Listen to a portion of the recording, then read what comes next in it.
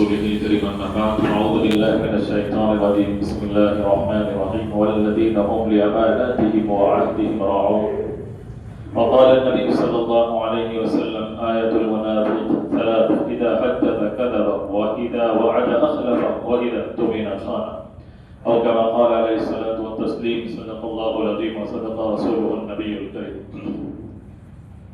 محترم دوستوں عزیزوں، پچھلی جمعہ سے ہمارا یہ ٹاپک یہ مضمون چل رہا ہے کہ اللہ رب العزت نے اپنے نبی کی رسالت سے انسانوں کو زندگی گزارنے کے بہترین اصول بتلا دیے ہیں، اور جو شریعت کے قانون کے مطابق حضور کے طریقے کے مطابق اپنی زندگی کو اختیار کرتا ہے، زندگی کے ہر شعبے میں شریعت کے اصول کو فالو کرتا ہے، وہ معاشرہ پر امن زندگی گزارتا ہے۔ چنانچہ ماکلی والا کے محترم حضرت مفتی اقبال صاحب نے کتاب لکھی ہے۔ کل بتایا گیا کہ انگریزی زبان میں یہ کتاب لکھی اور انگلینڈ کے اندر پچھلے ہفتے اس کتاب کا اجرا ہوا، اور انگلینڈ جیسے ملک میں دو الگ الگ صوبوں کے میئر نے اس اجرا میں شرکت بھی کی اس پروگرام میں۔ کیا ہے وہ کتاب؟ اس کتاب کا نام یہ ہے کہ پوری دنیا میں اگر کوئی ایک قانون نافذ کرنا چاہتے ہیں دنیا والے،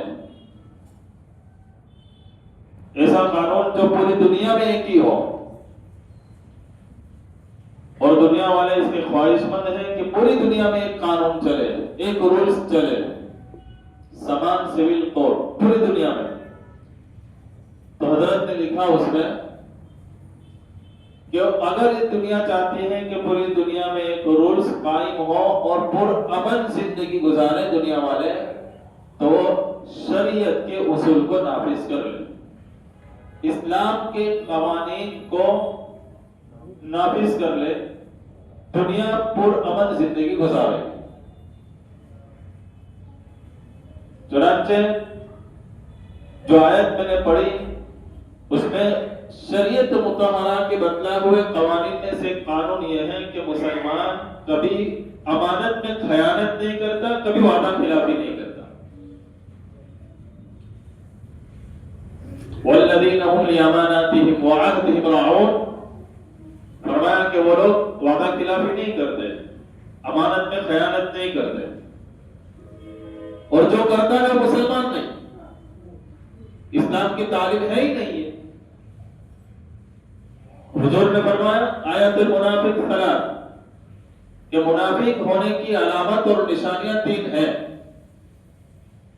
اس میں سے پہلی بات بتائی اذا حدث کذب، جب بات کرے گا جھوٹ بولے گا، وعدہ کرے گا خلاف ورزی کرے گا، امانت میں خیانت کرے گا۔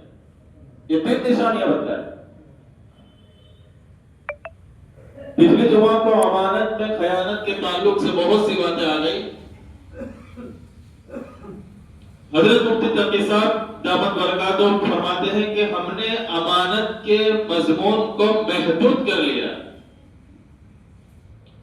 ہم نے امانت صرف اس کو سمجھا ہے کہ اگر کوئی آدمی ہمارے پاس روپیے پیسے رکھ جاوے، اب اس کو حفاظت سے رکھنا ہے، یہ اس کی امانت ہے، جب وہ لینے آوے دے دینا، تو واقعیتاً یہ امانت ہے، لیکن یہی امانت نہیں ہے۔ امانت کا مفہوم مضمون بڑا وسیع ہے۔ چنانچہ ایک آدمی کسی جگہ ملازمت کرتا ہے، نوکری کرتا ہے، اب اس ملازمت کے لیے کوئی کام طے کیا ہے، تو جس کام کے لیے اس نے نوکری کا انتخاب کیا ہے وہ کام پورا امانت داری سے کرنا، یہ بھی امانت ہے، اور اس کام میں خیانت کرنا یہ امانت میں خیانت ہے۔ اور اگر کسی نے اوقات طے کیے ہیں کہ میں آپ کے یہاں نوکری کروں گا 7 گھنٹے 8 گھنٹے، تو یہ اوقات جو ہے وہ اس نے خرید لیے ہے جس کے وہاں نوکری کر رہا ہے۔ چنانچہ 7-8 گھنٹے جو ہے وہ مالک کے ہے، اس کی مرضی کے مطابق کام کرنا ہے، اس کی فیکٹری میں، اس کی دکان میں۔ اب اس اوقات کے اندر آدمی اپنا کام کرے، اپنا نجی کام کر لے، پرائیویٹ کام میں اس اوقات کو مصروف کرے، شامل کر لے، فرمایا کہ بھی امانت کا خیانت ہے، اب وہ نہیں کر سکتا۔ چنانچہ مسئلہ یہ ہے کہ اگر کوئی کسی جگہ نوکری کرتا ہے تو فرائض کے لیے تو مالک کو اس کو اجازت دینی پڑے گی کہ فرض نماز پڑھنے جا، لیکن وہ لمبے لمبے نوافل پڑھنا چاہتا ہے، تسبیحات کی پابندی کرنا چاہتا ہے، تو شیخ کی مالک کی رضامندی کے بغیر یہ نہیں کر سکتا۔ یہ مسئلہ ہے۔ اسی طریقے سے علماء نے لکھا ہے کہ اللہ رب العزت نے انسان کو یہ جسم دی ہے، جو باڈی دی ہے، آنکھ کان ناک، یہ اعضاء جو دیے ہیں، یہ اللہ کی عطا فرمائی ہوئی امانت ہے۔ جب یہ اللہ کی عطا فرما امانت ہے تو اللہ کی مرضی کے خلاف اس کو استعمال کرنا یہ بھی خیانت ہے۔ اس لیے شریعت مطہرہ میں مسئلہ یہ ہے کہ آدمی خودکشی نہیں کر سکتا، حرام ہے آتما ہتیا کرنا۔ کیوں؟ یہ جان تیری ہے ہی نہیں، تو اپنی مرضی سے اس کو ختم نہیں کر سکتا۔ یہ اللہ کی عطا کی ہوئی امانت ہے، اس کا جب وقت ہوگا اللہ بلا لے گا۔ تو امانت کا مفہوم بڑا وسیع ہے۔ ہم نے امانت کو محدود کر دیا کہ پیسے دیے، اس کی حفاظت کرنا، واپس لوٹا دینا، یہ تو ہے ہی امانت، لیکن یہ ساری چیزیں بھی امانت ہے۔ ہم یہ تو جانتے ہیں کہ مزدور کو اس کا پسینہ سوکھنے سے پہلے مزدوری دے دینا چاہیے، لیکن آیا اس مزدور نے پسینہ بہایا بھی ہے کہ نہیں؟ جس کام کے لیے اس کو رکھا تھا وہ امانت داری سے کام اس نے کیا بھی ہے کہ نہیں؟ یہ بھی مسئلہ۔ بہرحال یہ ساری چیزیں امانت ہے، اور جو معاشرہ امانت داری کا دامن تھام لیتا ہے، امانت داری اپنا اصول بنا لیتی ہے، وہ معاشرہ پرامن زندگی گزارتا ہے۔ اب دیکھیے یورپی ممالک کے اندر، یورپ کی کنٹروں کے اندر بڑی امانت داری کے ساتھ، سچائی کے ساتھ انہوں نے اسلام کے تمام اصول کو اپنی زندگی میں جگہ دی ہے۔ جو لوگ ان سے واقف ہے، جن لوگوں کا وہاں کا سفر ہوتے ہیں، وہ لوگ کہتے ہیں کہ صرف اسلام نہیں ہے ان کے پاس، باقی سارے اخلاق ان کے اندر موجود ہیں۔ سچائی میں، امانت داری میں پورے ہیں وہ لوگ۔ جن اخلاق کی، جن اصول کی، جن اچھی خوبیوں کی شریعت مطہرہ نے مسلمانوں کو تعلیم دی تھی، وہ تعلیم غیروں نے اپنا لی ہے، مسلمان اس سے پورے ہیں۔ اور جنہوں نے اپنائی ہے، ظاہر بات ہے اچھائی اپنائیں گے، معاشرہ پرامن ہونے والا ہی، اس کے اثرات، اس کے نتائج ظاہر ہونے والے۔ اور مسلمان خیانت میں سب سے آگے، جھوٹ بولنے میں سب سے آگے، وعدہ خلافی میں سب سے آگے، حالانکہ اس کو تعلیم دی ہے۔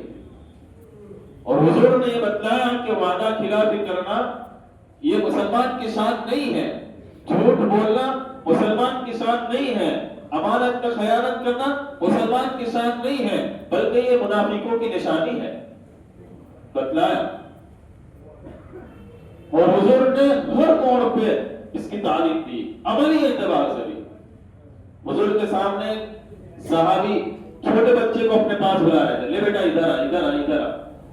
بچہ ہوتا ہے، وہ جا نہیں رہا، وہ صحابی نے کہا اپنے پاس بلانے کے لیے، اس کو ترغیب دی، لالچ دی، لے بیٹا ادھر آ، کچھ دیتا ہوں میں۔ ہم نہیں کہتے کوئی بچہ نہیں آتا، لے بیٹا یہ دو، ادھر آ، میں تیرے کو ہی دیتا ہوں۔ اللہ کے نبی علیہ الصلوۃ والسلام کی موجودگی میں یہ معاملہ ہو رہا ہے۔ بچے کو بلایا، بچہ نہیں آ رہا تھا، اس صحابی نے کہا لے بیٹا میں ادھر آ، میں تیرے کو کچھ دوں۔ اللہ کے نبی علیہ الصلوۃ والسلام نے وہی روک کر اس صحابی سے کہا اگر یہ بچہ تمہارے پاس آ گیا تو تم انہیں کچھ دو گے؟ یہ جو کہہ رہے ہو کہ ادھر آ بیٹا کچھ دو، تو کچھ دینے کی نیت بھی ہے؟ صحابی نے کہا کہ یا رسول اللہ صلی اللہ علیہ وسلم دیکھو میرے پاس ایک کھجور ہے، وہ میرے پاس آئے گا تو میں کھجور دوں گا، یہ میں نے ارادہ کیا ہے۔ اللہ کے نبی علیہ الصلوۃ والسلام نے فرمایا تب تو ٹھیک ہے۔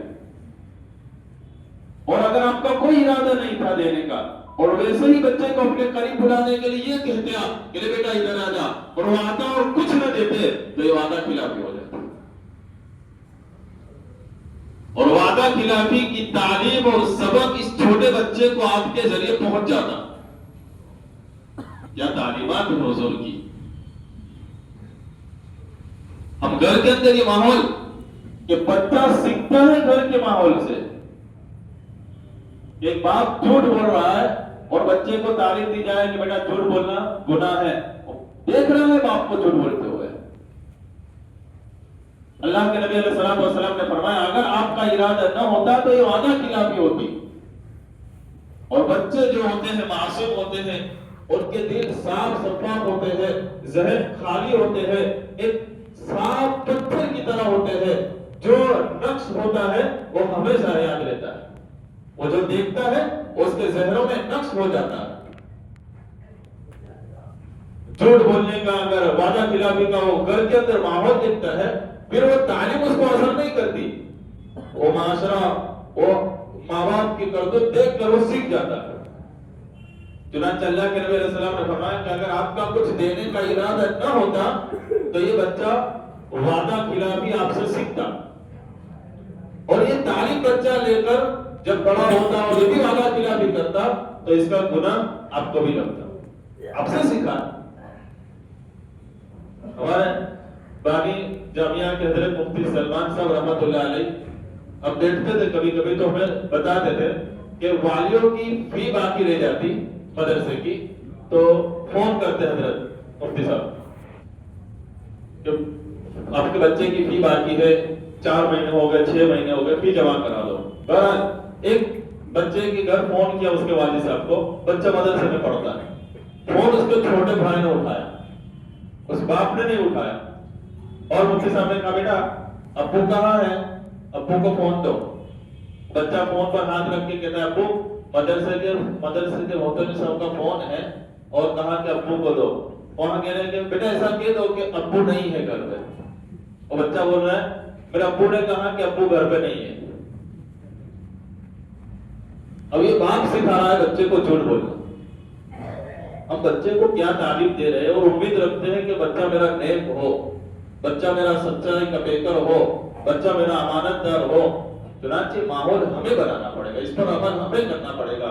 شریعت کے اصول پر جس معاشرے میں عمل کیا جاتا ہے وہ معاشرہ پر امن زندگی گزارتا ہے. وہ چھوٹا گھر ہو, چھوٹی بستی ہو, بڑا ملک ہو, جس معاشرے کے اندر, جس خاندان کے اندر, جس بستی کے اندر شریعت کے بتائے ہوئے اصول کو اپنایا جاتا ہے وہ پرامن زندگی گزارتا ہے. اگر ہم چاہتے ہیں کہ پرامن زندگی گزارے تو شریعت کو مکمل فالو کرے. شریعت صرف نماز روزوں کا نام نہیں ہے, 24 گھنٹے کی زندگی کی جو رہبری ہے اس کا نام شریعت ہے. اللہ رب العزت ہمیں عمل کی توفیق نصیب فرمائے. آمین. وآخر دعوانا الحمدللہ.